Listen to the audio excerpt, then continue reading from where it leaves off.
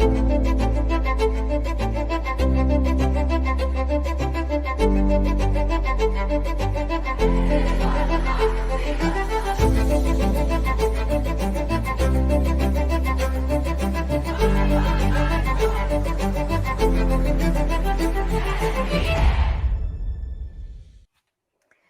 the new Netflix series, High on the Hog, host and food writer Stephen Satterfield traces the history and significance of African-American cuisine in America. The show is based on a book of the same name by award-winning historian and cookbook author Dr. Jessica B. Harris.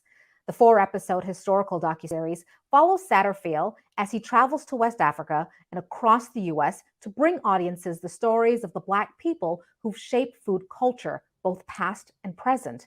For more on the importance of a show like High on the Hog, we're joined now by Sersie and Gigi Carter, co-authors of A Prayer for Your Health and co-founders of Daniel Fast, A Bridge to Healthy Living. Sersie and Gigi, welcome to Feminism Today. So let's dig right in. Sersie, why does the docu-series have such profound significance? What are the layers of issues being unpacked here? Yeah, first of all, I wanted to say that Satterfield did a wonderful job with kind of illustrating the journey of the Black cuisine in the Black American experience. And I just love the way he took it through a story of starting from slavery and then wondering, and then how it kind of paved its way and intersected with foods that they were familiar with from Africa, and then foods that were given to them by no choice, the scraps, the rations, what you would consider the low end of the hog. However, I feel like even within that story, there is another layer that we can pull back. And that layer is having the conversation around the slave food and what impact it has today in the Black American community and how it relates to their health. And the truth be told, when you think about it, white America is still living high on the hog, whereas Black Americans are still getting the scraps and the lower end parts of the meat in terms of the health. The only difference is that it shows up in different ways today. For example, when you look at factory farming of pigs and other animals, it's predominantly moved into Black communities and it pollutes the water and the air. And these families have a lot of health issues from children right up to the elderly. And so what happens is when you go to white neighborhoods, they don't have the challenges of factory farms moving into their neighborhood. And so in essence, it's as though they're living high on the hog. And so another example is when you look at communities, low economic Black communities, and the lack of access that they have to fresh food. You know, so either you have major grocery stores that are moving out, or you have grocery stores that are miles and miles away. What happens is you see that the Black American community there is living low on the hog, getting the rations and the scraps, because what they do have access to in their community are fast food restaurants and chains and convenience stores. And so what is happening is that we see this concept of the high on the hog reinventing itself in today's society, and it's affecting the health of the Black community. I see where you're going with this. Like, obviously, this was probably something that was sort of absent in the narrative, right? So Satterfield set it up and gave us really a broad stroke, a very broad a picture of sort of the history of food. But what you're saying is that there's another layer, there's an extension of it. And we could talk a little bit more about this. Another piece of the storytelling echoed in the film comes from The President's Kitchen. And that's the rather tragic story of James Heming, the first slave person Thomas Jefferson sought to train as a French chef. He was also the brother of Sally Hemings. Gigi, how important is fine dining culture and to the culinary experience of Americans? Did James Heming in some way help to establish fine dining culture in the United States? And what's the legacy of his work as an African American? Yeah, I guess when I was watching that part of the film, I do think he did definitely influenced it. I mean, that no doubt about that.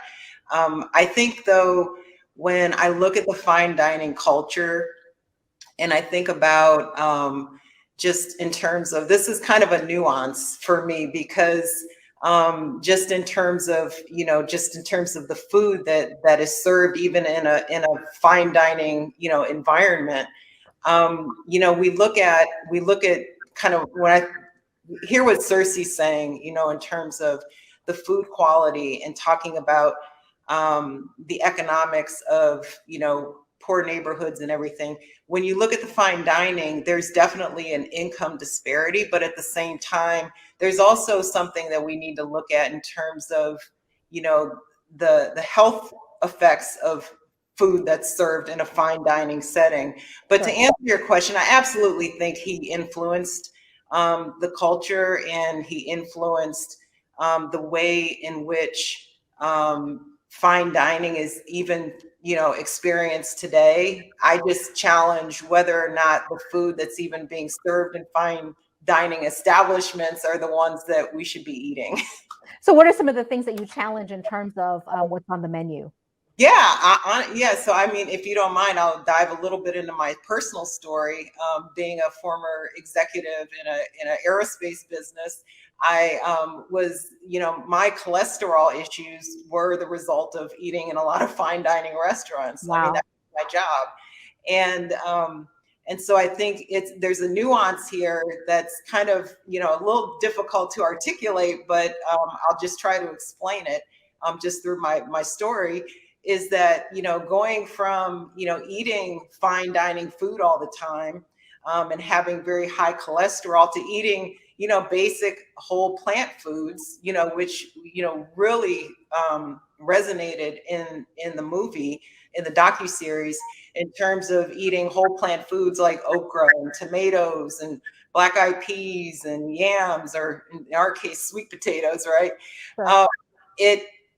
That is what brought me back into a healthy situation. I went from, having high cholesterol, gaining weight, all those things that happen from eating those fancy fine dining foods, to eating more of a basic, agrarian type diet of rice and beans and vegetables and fruits, and watching my health situation completely turn around. And so I think there's another nuance to that conversation as well. Sure, that makes sense. Sersie, can you talk to us a little bit about why it matters that the series begins in Benin in West Africa? Gigi has pointed out some of obviously the flaws of this idea of fine cuisine. And what Satterfield does is he tries to break it down and make it accessible in terms of contextualizing the African food experience in terms of fine cuisine. Can you talk to us a little bit about why it was really important? So what's the significance of sort of starting this story, this narrative in West Africa? I think the significance is that we came here with our own cuisine. We came here with foods that we were familiar with, and what we were eating and what we were used to. And so when we came to America in slavery, that integrated, that thread still exists throughout the cuisines that we have, in the rice and the okra, and like you said, the yams, the sweet potato dishes. So there's a remnant of the foods that we were used to and we brought with, whether it be in memory or what we remembered and what we gravitated towards, because these were the foods that were our fine dining in Africa, and we brought it in and we mixed it because we had to. And so my thing is, when I look at this docu-series, I love the forward story that it tells, but I would love also to even go deeper backwards and kind of focus on, well, you know what are some of those foods? What are those foods that we originated with, like Gigi talked about, and how can we get back to some of those? Because when we look at the health crisis in America, a lot of it is centered around what we brought in from the American cuisine and mixed it with ours. And a lot of our chronic health issues have a lot more to do with what we added to what we already had. And so I think going back to our roots and kind of exploring some of those whole plant foods that we started with could actually benefit our health. And this is what we do with the Daniel Fassa Bridge to Healthy Living, is that we help people go back there by exploring these plant foods and falling in love with them, not only as not only for their health, but even just for their overall well-being. So how do you help how should viewers come to understand this? How can I access food, ground provisions that aren't readily available in the supermarkets where I shop? Yeah, I think what we're doing a lot now is, number one, we have to kind of see this as a social issue, as a high on the hog issue. And I think this is where the communities come together on a political level to advocate that grocery stores are in every neighborhood, that everyone should be able to access fresh food. The other thing that is really taking a lot of stride these days is that people are creating community gardens in their own home, in their own neighborhoods. And this is another form, just like when we saw in the documentary, of the resilience and the creativity of taking the scraps and the rations and making your own. And a lot of these communities are starting their own gardens and growing their own food on sidewalks and saying, well, if the grocery store won't come to us, we'll make the grocery store in our own communities. And that's the same resilience that we saw with the integration of how they develop their cuisine is what we're seeing now. It's the same. Right. So Gigi, back to you. Can we talk a little bit about the intergenerational dimension in the series, and why that matters as we certainly move into the holiday season? Yeah, so I think, when you look at the, as far as the intergenerational piece goes, I think for me, I look at it because I'm so focused on health and nutrition. I look at it as, when you're passing down recipes, when you're feeding your families over the holidays, I think it's about taking traditional foods and making them healthy. I mean, there's no reason why you can't have, a lot of the foods that you grew up with, things like collard greens and things like sweet potatoes and just even, different corn dishes and things, and just, make them healthier. And don't cook them to death and add all the, the ham hocks and things that I know I grew up eating. Yeah. It doesn't have to be that way. There's new ways to make things, still honoring the food and the flavors just through seasonings and, adding things like smoked paprika or, things that will give you the feeling that, there's animal products in there without having the animal product. Right. So there's definitely intergenerationally some things we could do to kind of, just, and this is one of the things I just want to point out about the documentary when he was interviewing the chef in Benin who trained in France, and he made a point of saying he wanted to elevate the food in Benin. And that's what I'm saying. Let's elevate the food here in the US in terms of, making it more nutritious, making it more healthy, because really at the end of the day, what matters is that we have as much time together as a family as we could possibly have outside of the hospitals, outside of the outpatient centers, the dialysis centers, that we have that quality time together, because that's what's important. Let's talk a little bit about the role of women, right? The role of women in high cuisine, the role of women in feeding our family, nurturing our family.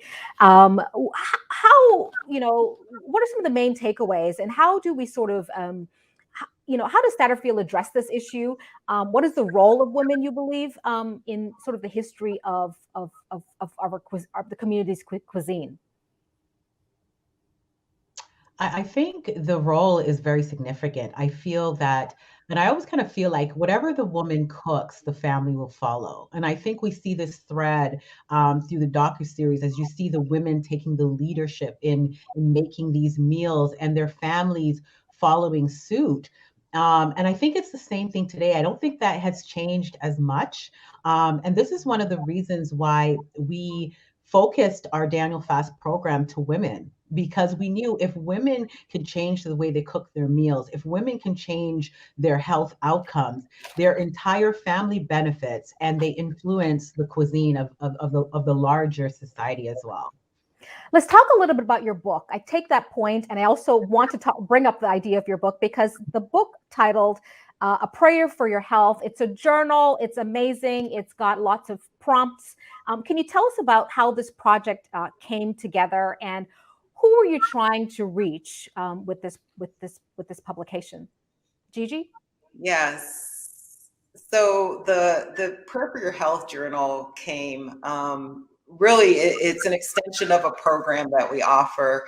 And it's really designed to combine both the power of prayer and faith as well as whole food plant-based nutrition. Mm-hmm. And our intention with it is to help people, invite God into their health journey and learn about nutrition so that they know, whoever's going through it, going through the book or through our program, understands, why eating this way benefits your health, why it helps you to have a healthy lifestyle, to live healthfully, to increase your health span. And so the prayer piece is critical because it's where the rubber hits the road Mm-hmm. in terms of overcoming that emotional and stress eating that so many of us have struggled with for years. That has really been that barrier to losing that weight, reversing the diabetes, and lowering the blood pressure. And so it combines both. It works synergistically together. And so we created it as an extension of our program because we wanted people going through our program, and even if you don't go through the program and you buy the book, you have a guide to help you through that process. And it's very structured. It's organized by day over the course of 4 weeks, and has journal prompts and devotionals, as well as nutritional nuggets of information to kind of help you adopt that healthy lifestyle and dig into your relationship with food. So this is really important and key. I really wanted to sort of, maybe you can deconstruct this idea of the significance or importance of attaching religion or faith to the food experience. Why was that an important part of, or why is that an important part of your program? Sersie? Yeah, what we found was 80% of Black women say that faith is very important to them. And so when Gigi and I, from our own experience, realized that, we said, wait a minute, if Black women are using faith to make decisions about who they're going to marry, what job they're going to take, where they're going to live, how much more can we help move the needle for Black women's health if they were to able to use that same superpower that they were using throughout their whole lives to make decisions about their health? And it will be more sustainable, because I feel like so we felt like by tapping into the strength of Black women, which is faith, and combining that with the goal of, hey, getting healthy, that it would be more of a success. Let's turn it right back. We've got a couple of minutes left here. Sort of come full circle with the important significance or the key takeaways from the docu-series and how that connects to what you're trying to do with your project. Gigi? Yeah, I would say, in the docu-series, Dr. Jessica Harris made a comment towards the end of the first episode when they were talking about the slave trade. And she mentioned that the source of power was the refusal to eat the food. Okay, these were the people going over on the ship, making that voyage. And part of that was to refuse to eat. I feel like with where we are today and what we're trying to do with the program is in that direction, in the sense of refusing to eat that processed food, refusing to eat that food that's making us sick, that's shortening our life, that's taking quality out of our life, and refusing that and choosing a different path. Choosing eating foods that are going to edify and nourish our body. And so I just want to leave with that because it really struck me, and I think it really resonates with what we're trying to do. We talked a little bit about this a little bit earlier. This we sort of touched on it. This idea of the impact of climate change and environmental degradation on access to quality food. Do you have any data on that? How are your clients sort of experiencing this? What does this issue look like in the grocery store, for example? Yeah, so as far as like the environmental effects, there's plenty of studies and data. There's a report that came out a few years ago called the Eat Lancet report, where they were basically saying, eat a plant-based diet for the climate, for the environment, for the planet. And so there's tons of science and research in terms of, eating more whole plant foods will lower your environmental footprint in terms of greenhouse gases, in terms of water use, land degradation, and all of that. And so, as far as the environmental effects, it's for, I think for, as far as the people in our program, I think as they dig deeper into, so they come into us with the health, for health reasons, right? And then as they continue to learn more about it, the environmental piece just naturally, is something that gets discovered in the process. But our program is really focused on health, personal health, but it also extends into health of the planet. Perhaps we can talk a little bit more about the data that you've come across in terms of not only the quality of life, but length of life, how long people are living now in terms of the types of diets that we eat. Yeah, I mean, all of the science is showing the number one cause of death in America is heart disease, which is completely can be reversed, prevented by a plant-based diet. And so we are living long in America, but the quality of life may not be there. And so when you start improving your health and eating foods that edify your body, what you find is you live longer, but you also keep the integrity of your vitality and your strength and your mind. And so you're not just living longer, but you're living better as well. And so so part of it is helping Americans live better, have better quality and quantity at the same time. Let's talk a little bit, since we've got a few minutes left, a little bit more about food advocacy and what that looks like. How can we advocate for better quality food? Gigi? Yeah, I would say just through our buying power. I spent 8 years living in the deep South in Mississippi. It's actually where I adopted my whole food plant-based nutrition plan. And you could go to the Piggly Wiggly, you can go to pretty much Walmart, any store, and choosing to eat, more whole plant foods. And part of that is when you go to these stores, if they don't have something, you ask for it, and the more people that ask for it, they're going to get it. It's a supply and demand. It's economics, right? So I think that it starts there where you can get it, but then there's probably a public policy issue. And I think Sersie brought up some great ideas in terms of banding together as a community. But I think, starting with, if you're going to Walmart, if you're going to Kroger, whatever grocery store you go to, that you start choosing the foods that are, going to get you on that path to a healthy life. Yeah, I guess my final thought would be that I think in line with the series, I think what we did in the struggle when we had High on the Hog and we were given the straps, back then it was a struggle. It was about survival. I think we're at a place now today where it's no longer about survival. It's about longevity, and we have choices. And so we can now take our history, and separate the food that is harming us and keep the foods that are elevating us and improving our health. And we are able to make that decision now. And so I think that's the important part that I want to close out with that docu-series, that we're here, we're no longer in the struggle, but we also have choices now. Sersie Blue and Gigi Carter, thank you so much for joining us this week. And that's it for our program today. Remember, you can follow me and the show on Twitter. Thank you so much for watching Feminism Today on Free Speech TV. Join us again next week.